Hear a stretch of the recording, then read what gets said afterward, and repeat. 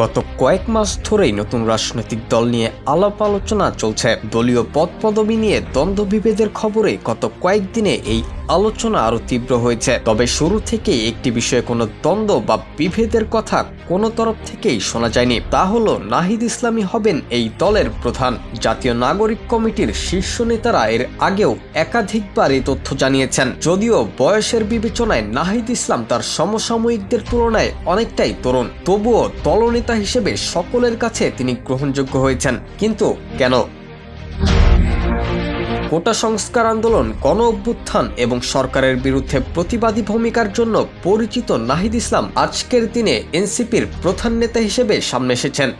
বিশ্লেষকরা বলছেন এনসিপির প্রতিষ্ঠা একটি সময়োপযোগী পদক্ষেপ ছিল, কারণ দেশে চলমান রাজনৈতিক অস্থিরতা এবং আন্দোলনের পটভূমিতে অনেকেই নতুন একটি শক্তিশালী রাজনৈতিক দল গঠনের প্রয়োজনীয়তা অনুভব করেছিলেন। দলটি আসলে একটি বৃহত্তর গণতান্ত্রিক এবং প্রতিবাদী জনগণের প্রতিনিধিত্ব করতে চায়, যাদের কণ্ঠস্বর বর্তমানে যথাযথভাবে শোনা যাচ্ছে না।